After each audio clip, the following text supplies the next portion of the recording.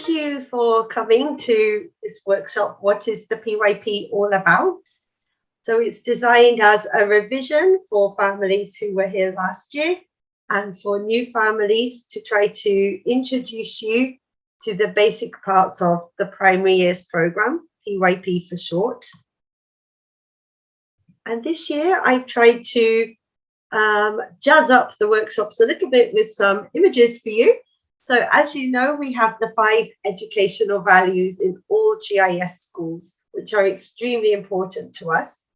So on the different slides, you're going to see either the logo for excellence, global citizenship, lifelong learners, multilingualism, or human principles to show how GIS schools really are committed to the primary years program and how what the primary years program wants from schools connects to what we're doing in our educational values at GIS.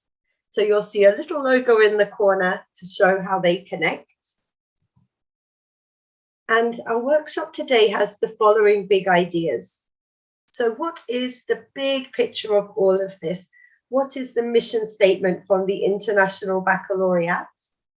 And then to look specifically at the primary years program, the PYP, and the aims. To talk about what learning looks like in the primary years program, and to explain very briefly what we mean by inquiry-based learning in the PYP. And finally, we have a slide to show you some differences between traditional classrooms and PYP classrooms. So this is the mission from the International Baccalaureate, and all IB schools have to follow, believe, and connect their missions to the mission of the IB. So we all want to be schools that help children to really think about intercultural understanding and respect. We want our programs to be challenging and rigorous. And most importantly, we want the students and the community to feel that they are active, compassionate, and lifelong learners. So this is the big mission from the IB, and it's what we are trying to achieve here at GIS. And don't forget, please stop me if there are any questions. So we're very lucky because the primary years program is the first one, is the little baby, and this means that we start everything off. And then the IB has some other programs, the middle years program, and then it has 2 options for the final part of the children's education, either the career-related program or the diploma program. So the primary years program is the first one. As you can see, it says that it starts from 3. So with our alpha children, they are doing a modified version of the PYP to prepare them ready for when they turn 3 years old and they enter more formally the primary years program. So we received our certification last year to become a PYP school, and we're extremely excited about it. Last school year, sorry, not last academic school year. And these are the aims of the PYP. So it was introduced in 1997, and it was designed as a framework for schools to use around the world with children who were perhaps traveling around the world, international families and children. It was designed to provide an opportunity to really help students to be internationally minded. And because it was introduced in 1997, it's now had a big review. We call it the PYP Enhancements.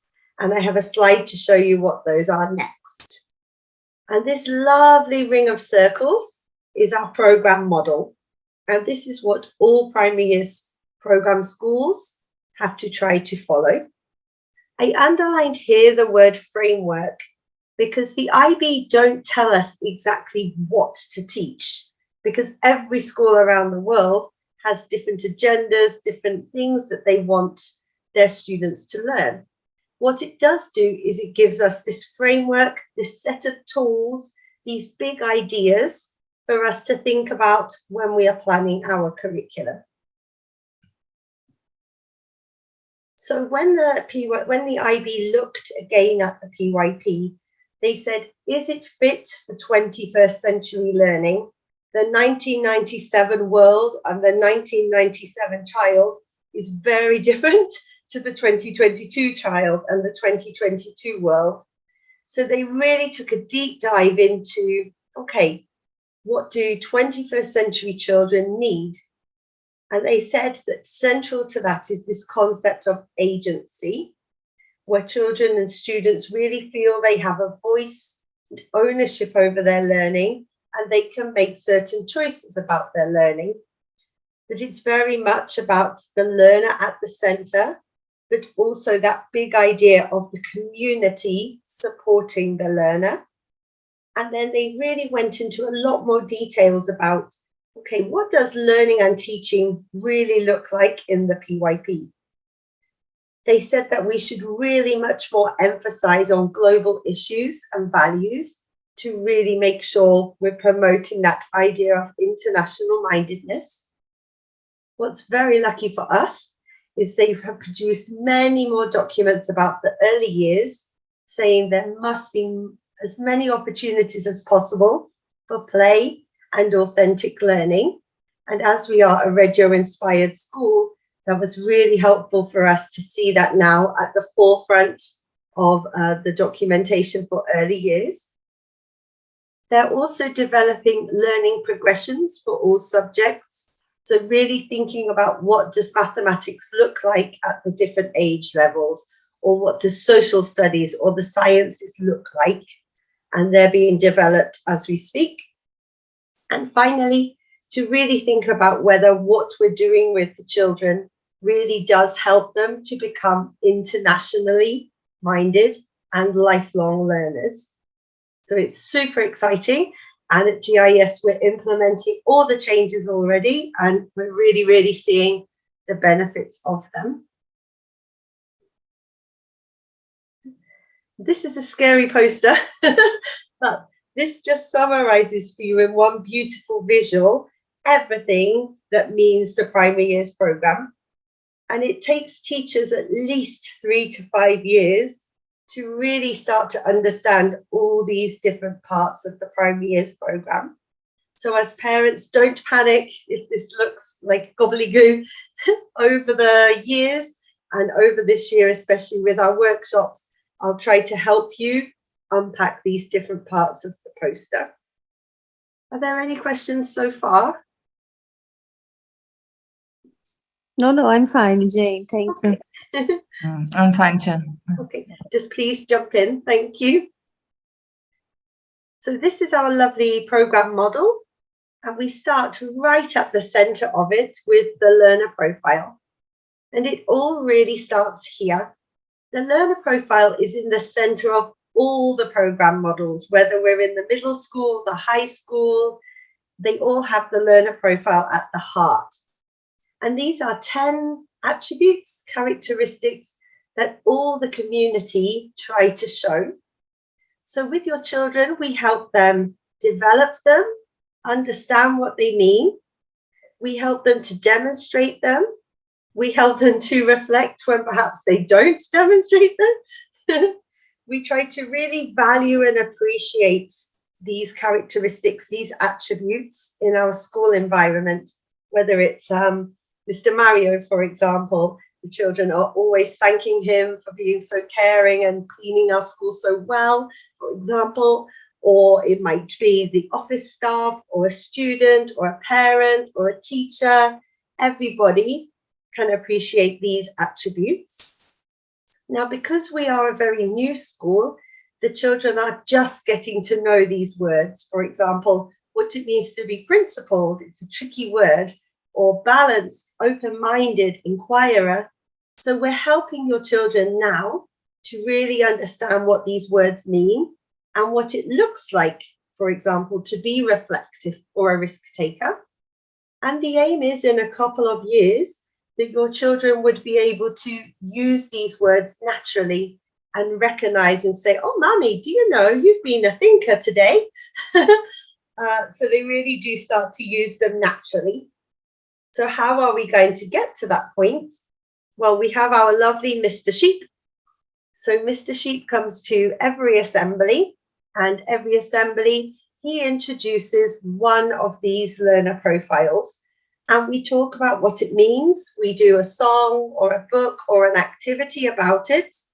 And then in the library the following week, Mr. Leon reads a book about that learner profile. So the children take Mr. Sheep to the library. So there's that opportunity to really think about what do these words mean with the help of the fun Mr. Sheep. And we're very lucky because in the world there are millions of beautiful books, especially picture books, which help us to teach these attributes. And lastly, of course, we have our puppets. So George and Sue, for example, were teaching the children about how they can use certain words to show that they are principled in last week's assembly. So now all I have to say to the children is, well, what would Sue and George say? Would they be happy that you used that word? What could you do? So we use the puppets as well to try to bring these things to life. And then in our next string, we have approaches to teaching and approaches to learning. So PYP teachers, we are a special breed. And we spend a lot of time training on what it means to teach using an inquiry-based learning method. We listen a lot to the children. We ask a lot of questions to the students. Sorry, not the children. We ask a lot of questions rather than just dictating information and knowledge to the children. And we're always thinking about where can we take the learning next from what we listened to and from what the children showed us. Where could we go next to extend their learning? We use conceptual understandings to really go deeply into topics. And we also use many different types of philosophies and approaches to education. That's the beautiful thing about the PYP. We can take the best of different approaches. And of course, at GIS, one of those that we use regularly is the Reggio approach, as we are inspired by the Reggio Emilia philosophy. And this really helps us to refine and improve our inquiry-based teaching.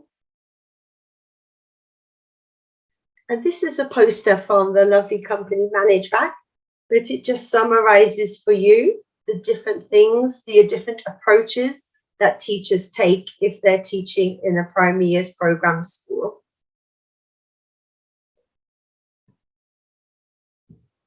Then on the other part, probably I'm going to say this a million times, but my favorite part is the approaches to learning, ATLs for short.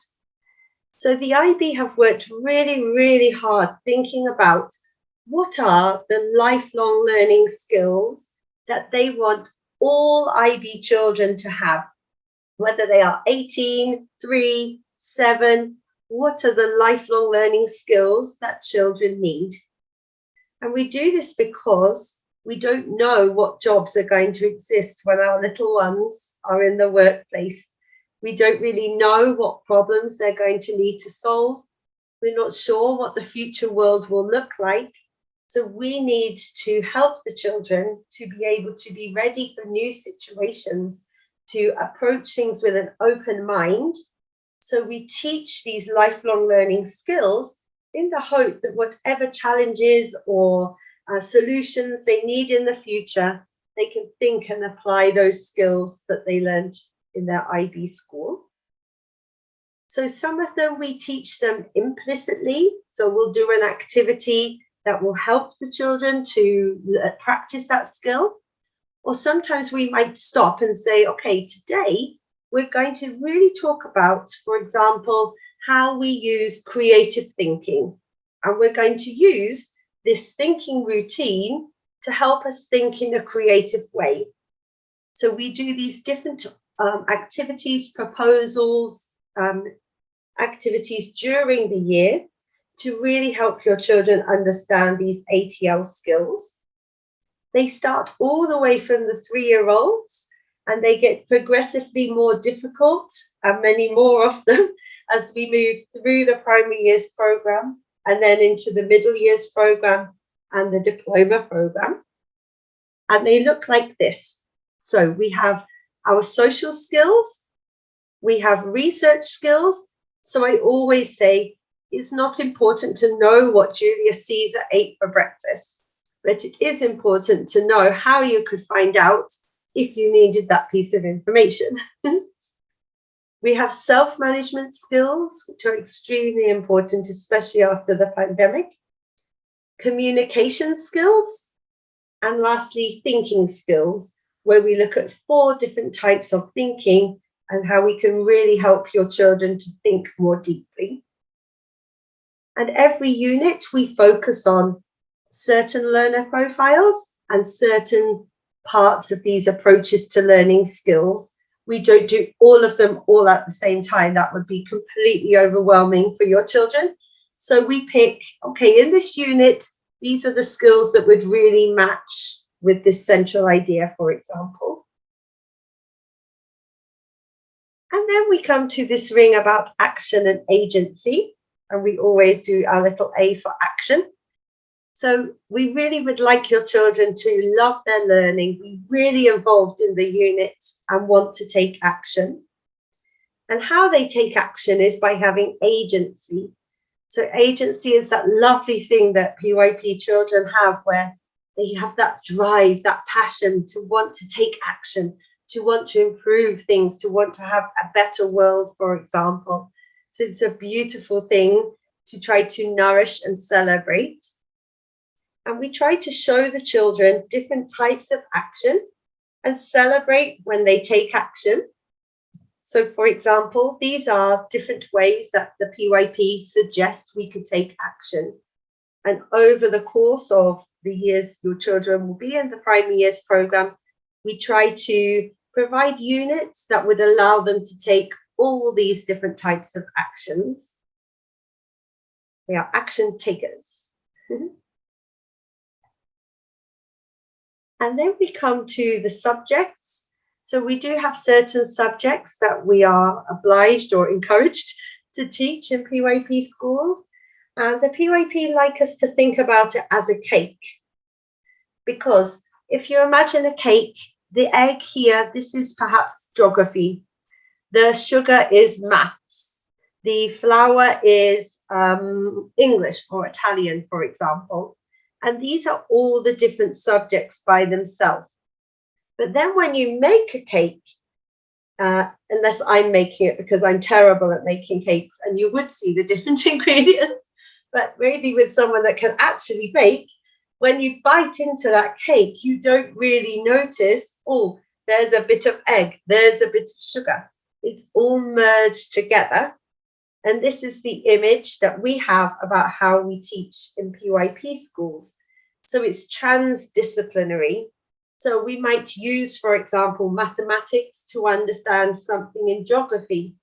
We might go to the library to help us understand something in science. So the subjects work together and we connect them together as much as possible. And then the other thing that the IB give us is they say, we would like you to teach through these subjects, but we're also going to give you some themes, some ways to teach, some big ideas, and they look like this. So they're called transdisciplinary themes: who we are, where we are in place and time, how we express ourselves, how the world works, how we organize ourselves, and sharing the planet. So they ask us each year. In the early years, we have to pick 4. And in the primary years, we pick all 6. We just decide the order. What's special here at GIS is we've decided that in the primary, one of those units will be taught through the park school. So we take it as a year-long unit and we explore it through the park. And every year, the choice of theme for the park changes. So by the end of the primary years, they will have almost covered all of those themes in the context of outdoor education, which we're very, very excited about. And here's an example of what it all looks like when you put it together on the planner. And the very last ring is that idea when we went right back to the IB mission, that IB schools want children, want all the community, in fact, to show international mindedness. And it is a journey in the primary years program. We don't normally hear children age 4 saying, I am internationally minded. It's the beginning of a process. It's the beginning of a journey, which we hope the children will continue into middle school and high school. And the IB, they give us a lot of definitions of what it means to be internationally minded. And essentially, it means to really understand your identity and your culture. And if you can do that, then you have more sensitivity, more empathy, more awareness of the culture of others, and hopefully can be more respectful about the world around you. And here we have the cultural iceberg. And so here you can see these are, we call them the 5 F's normally, things to do with international mindedness that we can all see. Clothes, flags, fashion, for example, food. Underneath the surface, there are a lot of different parts that make up culture and make up international mindedness. For example, politics, values, worldviews, attitudes. So we try in the primary years program to go below the surface and to really think about some of these more tricky parts of the cultural iceberg. And so this shows that in PYP schools, it's beautiful that your children are learning in English. Some of your children are bilingual, trilingual. It's absolutely an amazing talent. I'm very jealous, but that's just one part of it. It really is about helping your children to think in holistic ways, to think about the world around them in critical ways, to ask questions, to want to know more, to be curious, to find out about other people around the world. And that's what makes being in PYP schools so beautiful, I think, that language is just a small part of it. It's much more than that. And as you can see here, going back to our crazy big poster that we started with, it's a big program. There's a lot for your children to understand, but they really do start to become inquirers and become internationally minded through the PYP. And how we do all of this is with inquiry-based learning. And this is a whole workshop on itself, so don't worry, I won't go into a huge amount of detail. But in primary years program schools, in PYP schools, we must teach using an inquiry-based learning model. So it could be very structured. We could say, today we're going to inquire about books, for example, and we take the children through an inquiry and we reflect on it at the end. It could be more guided, where the teacher puts out some proposals and guides the children and follows them by asking them questions, by putting different resources to really guide the inquiry. Or it can be completely open, where the students move around the classroom, they use different resources to inquire in their own way.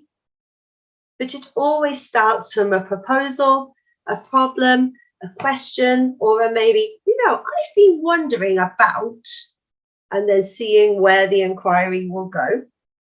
And the teacher is the facilitator. It is a partnership between the students, the teacher, the environment. It really is a beautiful thing. We do have central ideas and lines of inquiry that we use with the children, just to make sure that we go deeply into certain topics or certain issues, for example. And everybody has a job. Everybody has an active role in the learning. So there's not, yes, well done, no, bad job, right, wrong. Because who is to say it's right or wrong? There's there's I wonder, there's aha, or have you thought about it this way? That's interesting, tell me more. So it really is turning the classroom talk on its head. very different to when I went to school, for example. And if you're interested to know more, the wonderful Australian educator and researcher Kath Murdoch has a lovely TED talk about this idea of and really giving chance for children to have space to ask questions and to wonder about the world. And at GIS, we use 2 cycles to help us. So this one here on the right by Kath Murdoch again, we use more in the early years. And this one here on the left by Rachel French, this one, the primary school this year are trialing this one to see whether we want to have a mix of both cycles, if there are some units that work better with this cycle and others with this one. And so essentially the cycle keeps us organized. It helps us to structure our inquiry and make sure that we're giving enough time to finding out information, sorting it out, asking further questions, taking action, and constantly reflecting, thinking about what have we learned, how have we learned it, what more do we want to learn, is there something we could do better? And you might be thinking, oh, well, then the teacher doesn't do any planning. Lucky teacher. They just sit and watch all this magic happen. But actually, PYP teachers have to plan in a very specific way. So we use the backwards design approach. So what we do is at the beginning of a unit, we think about where do we want to get to? What is the goal? How do we want to achieve excellence? What are we aiming for? But the route that the children are going to take to get to that goal could be very different for every child. We can't map it out because we don't know what questions the children are going to ask. We don't know what exactly they're going to be interested in. So we know the final destination, but the paths are all going to be very different, which is what makes being a PYP teacher very exciting, because every year is completely different depending on the paths that the children want to take. There's a very sweet little video here. I've put the link for you, which explains the backwards by design approach very neatly and very quickly if you want to know more about it.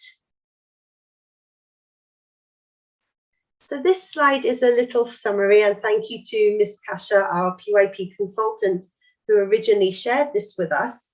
We like to show this to parents to show in a traditional school, what does it usually look like? We're not saying all schools that are not PYP schools are this on the left, but usually they might have those things on the left.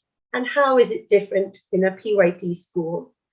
So in more traditional schools, it is more teacher at the front, teacher directed, teacher telling the children when they can ask a question or when to put up their hand.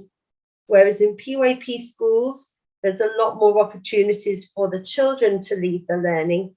It's student-centered. In traditional schools, they listen, memorize, and repeat. In primary schools, in PYP schools, we try to discover, apply, and present our thinking. We have different types of assessments, for example. In PYP schools, everything is much more connected to the real world. It's much more authentic, ongoing assessments.